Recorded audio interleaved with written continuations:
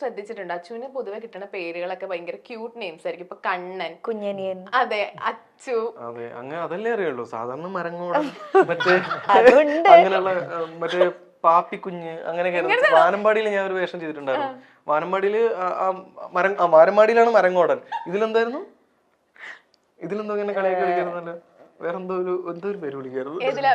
അല്ല, ഈ സാന്ത്വനത്തിലൊരു പേര് വിളിക്കായിരുന്നു. ഞാൻ സേഫ് ആയിട്ട് ഇപ്പുറത്തോട്ട് മാറി. ഓക്കെ, അടുത്തത്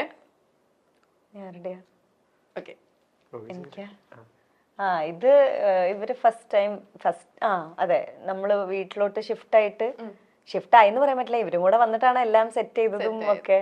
അപ്പൊ ഫസ്റ്റ് ടൈം ചേട്ടൻ പിന്നെ പോയി വന്നു, ചേച്ചി ഉണ്ടായിരുന്നു. ചേട്ടൻ അതിന്റെ ഇടയിൽ വീട്ടിൽ പോയിട്ട് വന്നു. അപ്പം പോകുന്നതിന്റെ അന്ന് ഇവര് വന്നിട്ട് തിരിച്ച് വീട്ടിലേക്ക് പോകുന്നതിന്റെ അന്ന് ഞങ്ങൾ എല്ലാരും കൂടെ എടുത്ത ഫോട്ടോ. ഗോപുരം ആരുടെ ഒരു പ്ലാൻ ആയിരുന്നു? ആ ഒരു പേര് ആരാ സജസ്റ്റ് ചെയ്തത്? ചേട്ടന്റെ അച്ഛൻ, ജിപ്പി ചേട്ടന്റെ അച്ഛൻ.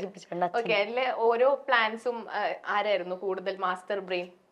നമുക്ക് ഒരാഗ്രഹം ഉണ്ടായിരുന്നു, എന്താ പറയാ, ഇപ്പൊ നമ്മള് ഹോട്ടലിലൊക്കെ നിൽക്കുമ്പം ഉള്ള പോലത്തെ ഒരു ഇന്റീരിയർ വേണ്ട, കുറച്ചും കൂടെ ഇങ്ങനെ കോസി ഫീൽ, നല്ല കളർഫുൾ, വൈബ്രന്റ്, അങ്ങനെ ഒരു ഇത് വേണമെന്ന് ആഗ്രഹം ഉണ്ടായിരുന്നു. നമ്മളിങ്ങനെ അതിന് വേണ്ട ആൾക്കാരുടെ അടുത്ത് ഇങ്ങനെ സംസാരിച്ച് നമ്മള് ഹോം ടൂറിൽ കണ്ടു, ഫ്ലാറ്റും എല്ലാം കണ്ടായിരുന്നു. നല്ല ഭയങ്കര മെയിൻറ്റൈൻഡ് ആയിട്ടാ കൊണ്ടുപോകുന്നത്. ആരാണ് അതിന്റെ പിന്നില്? ഇന്നെന്തോ ഒതുക്കിയിട്ടല്ലായിരുന്നോ? പിന്നെ പേരൻസ് ഒക്കെ ഉണ്ടായിരുന്നു, എല്ലാരും ഉണ്ട്. അപ്പൊ എല്ലാരും ഹെൽപ്പ് ചെയ്യും, ഇവരും എല്ലാരും ഉണ്ടായിരുന്നു, ഹെൽപ്പ് ചെയ്യും. ഓക്കെ, ഇപ്പൊ സജിൻ ചേട്ടൻ പറഞ്ഞല്ലോ ഷഫ്ന ചേച്ചി ഭയങ്കര വൃത്തിയാണ്. അതെ, അതുപോലെ അവിടെ വന്നിട്ടും വൃത്തിയാക്കാറുണ്ട്. ഗോപുരയിൽ വന്നിട്ട് പിന്നെ ജീപ്പ് ചേട്ടൻ എങ്ങനെയാ? ചേട്ടൻ അങ്ങനെ ഭയങ്കര വൃത്തിൻ്റെ ആളല്ല, പക്ഷെ ഇപ്പൊ മെല്ലെ മെല്ലെ ആക്കി വരുന്നുണ്ട്. ഓക്കെ, അടുത്ത ഫോട്ടോ കഴിഞ്ഞു ലാസ്റ്റ് വണ്ണ.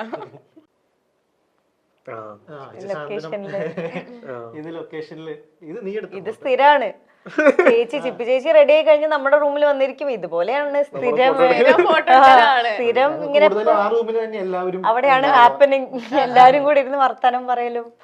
ഇതിനകത്ത് ചേച്ചിയാണെങ്കിൽ നിങ്ങളുടെ മൂത്ത ജ്യേഷ്ഠത്തിയുടെ ക്യാരക്ടർ ശരിക്കും ചേച്ചി സെറ്റിലൊക്കെ എങ്ങനെയായിരുന്നു? ഒരു ചേച്ചി പോലെ തന്നെയായിരുന്നു, സ്വന്തം ചേച്ചി പോലെ തന്നെയായിരുന്നു?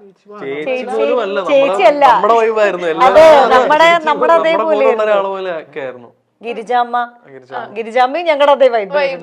എല്ലാരും ഒരേ വൈബായിരുന്നു. ചേച്ചിക്ക് ഇങ്ങനെ പ്രൊഡ്യൂസർ ആണെന്നുള്ളൊരു അങ്ങനെ ഒരു ഇതേ ഇല്ലായിരുന്നു. നമ്മളെല്ലാരെയും ഭയങ്കര ഇതായിട്ട് ഫ്രണ്ട്സ് ആയിരുന്നു, ഫ്രണ്ട്സ് പോലെ. ഓക്കെ, അപ്പൊ ഇനി ചെറിയൊരു അടുത്തൊരു സെഗ്മെന്റിലോട്ട് പോവാണ്. ഞാൻ ഇനി കുറച്ച് വേർഡ്സ് പറയും. ഈ വേർഡ്സ് ആണെങ്കിൽ ആർക്കാണ് ഏറ്റവും കൂടുതൽ ആപ്റ്റ് ആയിട്ടുള്ളതെന്ന് പറഞ്ഞാൽ നിങ്ങൾ കൈ ചൂണ്ടണം. മൂന്ന് പേരില്. Okay okay. Highly sensitive.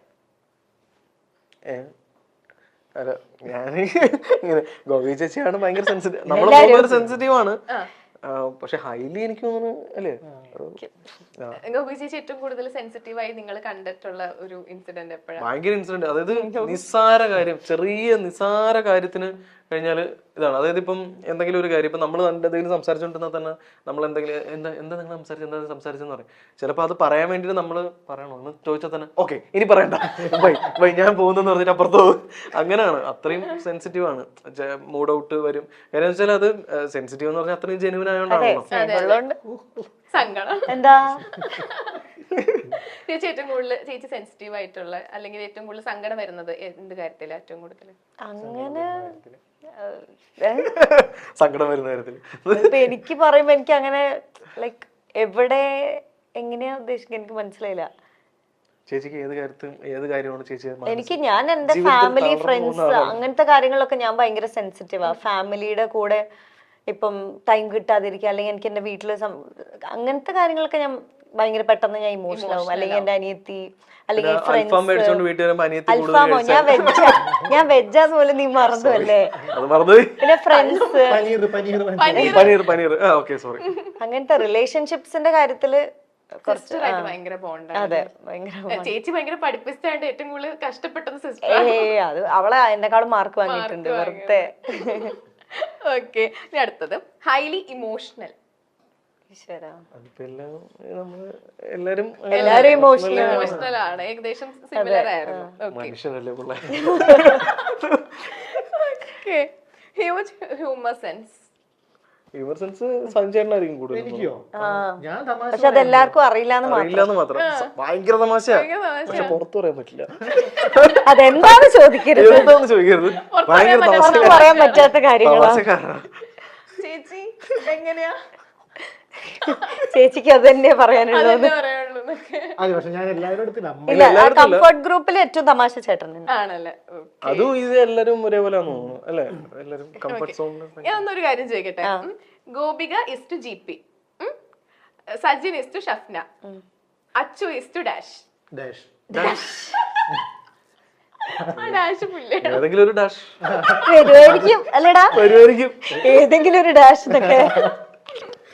Okay, നമ്മുടെ ടൈറ്റിൽ തന്നെ പെണ്ണിനെ ഇഷ്ടമായോ എന്താണ് ഭാവി വധുവിനെ പറ്റിയുള്ള സങ്കല്പം എന്തൊക്കെയാ? ഭാവി ബാധു ഞാൻ തന്നെ വീട്ടിൽ അധികം പറ്റാണ്. അതെ, ഇനി ഒരാളെ വീട്ടിൽ കയറ്റാൻ ഇപ്പൊ തന്നെ ഇപ്പൊ ഒരു അവന്റെ ഭാവി വധു സിനിമയാണ്. അതെ, പട്ടിക്കുട്ടി വന്നായിരുന്നു വീട്ടില്. അപ്പൊ അതിനാണ് കൂടുതൽ കെയറും കാര്യങ്ങളൊക്കെ. നമ്മളൊക്കെ ഇപ്പൊ എപ്പോഴെങ്കിലും ഒക്കെ എണീറ്റ് വരുമ്പോഴത്തേക്കും പട്ടിക്കുട്ടി തന്നെ പുച്ഛോ എണീറ്റോ എന്നൊക്കെ ഉള്ളൊരു മൈൻഡാ. അപ്പൊ ഇല്ല, കല്യാണം കഴിക്കാൻ എനിക്ക് അത്ര കൊച്ചാ. അതെ. എടി, നീ ഇത് എപ്പോഴും ചെറിയ ചെക്കനായി. ഇവന് എത്ര വയസ്സായി? എത്ര ചെറിയ പയ്യനാണോ അവൻ? പിന്നെ പറഞ്ഞു കൊടുക്കുക ആരാണ്. എത്ര വയസ്സായി? എത്ര വയസ്സ് തോന്നും? ഞാൻ വെച്ച എന്റെ ഏജ് ആയിരിക്കും, അതുകൊണ്ട് ഇങ്ങനെ എത്ര വയസ്സ്? 23. അയ്യല്ലല്ല. എന്താ? ഒരു വർഷം മുന്നേ എനിക്ക് 23 ആയിരുന്നു.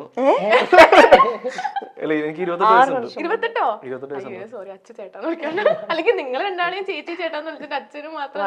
അതെ. ഓ, കുട്ടിക്ക് പ്രായം കുറവായിരുന്നല്ലേ? ഞാനത് ഇപ്പഴാ ആലോചിച്ചു.